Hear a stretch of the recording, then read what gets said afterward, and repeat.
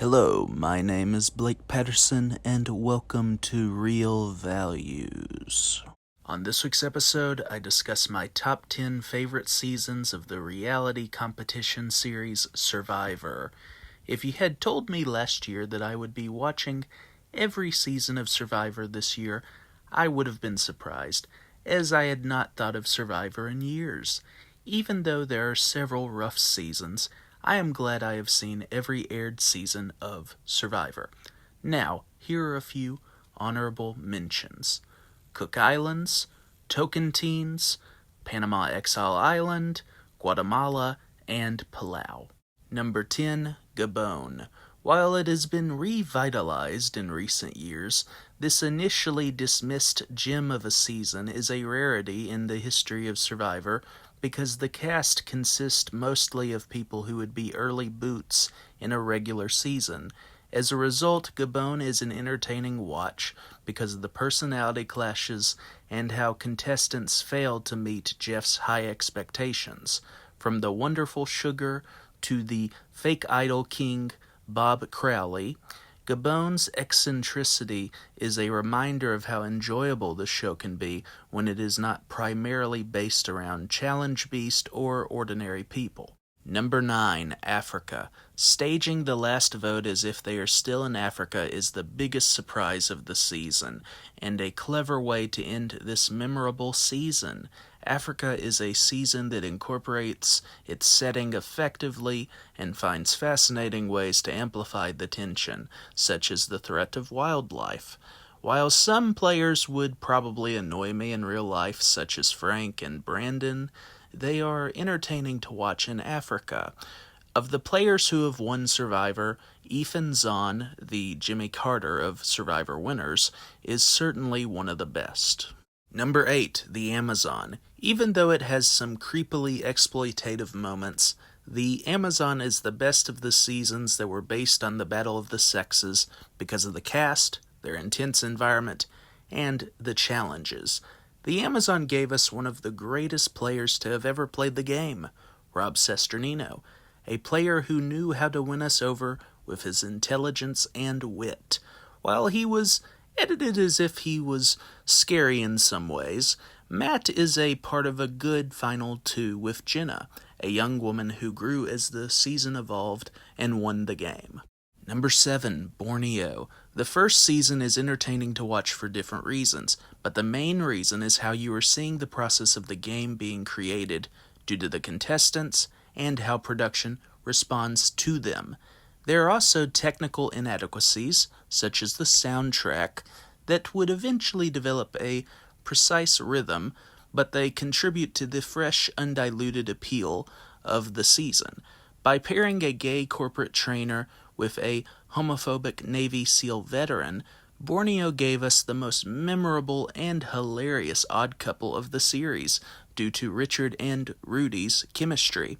From the vacationers to committed players, each moment leads to the grand finale of a snake eating a rat and winning the game. Number 6, Pearl Islands. While I can understand why some people would complain about the outcast twist, I think its inclusion in Pearl Islands provides another layer of suspense in a way that would be ineffective later when production would create twist in later seasons for players when they were voted off. It also helps that the twist is designed within the framework of an engaging ensemble of contestants with different skills and personalities. From Rupert playing it up as a pirate to Johnny Fairplay lying about his grandmother being dead, Pearl Islands is an exciting season that leads to a great final tribal council between Scout Leader Lil and the adorably sarcastic winner, Sandra Diaz-Twine.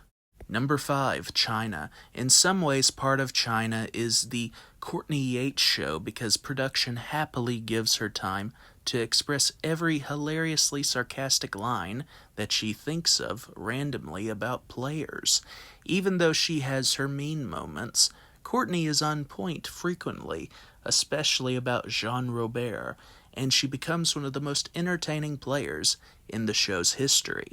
Courtney aside, China is a great season due to the cast, especially Denise and James, and how production incorporates the culture into the challenges.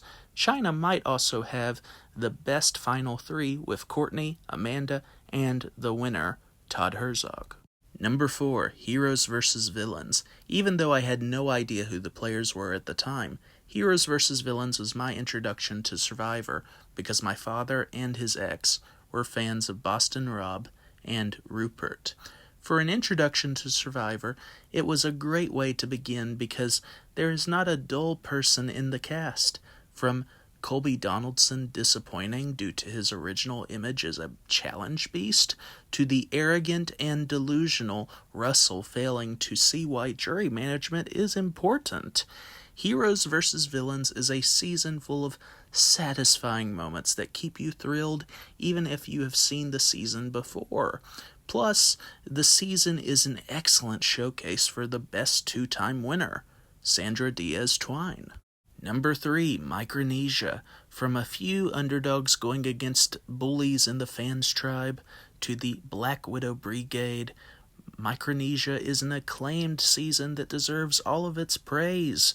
We have the likable but naive Eric giving up his immunity necklace to Natalie under the false impression that he would still be in the game and not voted off. Then there is also the cocky but gifted Ozzy being blindsided by Parvati. There are many great scenes you could mention from this season, but they all lead up to one of the best final tribal councils in the show's history, with Amanda being too apologetic and Parvati owning up to her decisions and winning the game. Number 2, Marquesas. From the cast to the culturally based moments, Marquesas is a reminder of how great this series can truly be as a heightened reflection of our society. Everyone has an intriguing perspective, including the first boot, Peter. The reward shared between Sean Rector and Pascal English is one of the best scenes in the show's history because you can tell how they respect each other despite their differences. Although they would experience some friction later in the season, their relationship remains quite touching until then. From Boston Rob's introduction to Nalea Oh My Heck Dennis's confessionals, there is never a dull moment in Marquesas. And the best season of Survivor is the Australian Outback. Even though some contestants would later become villains like Michael Skupin and Elizabeth Hasselbeck, the Australian Outback is my choice for the best season of Survivor due to its cast and the challenges they faced, whether it was related to the weather or competition itself.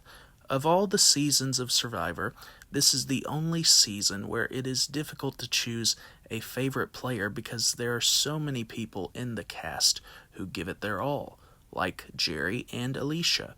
Besides Amanda and Parvati in Micronesia, the Australian Outback has arguably the best final two with Colby Donaldson and the winner, Tina Wesson.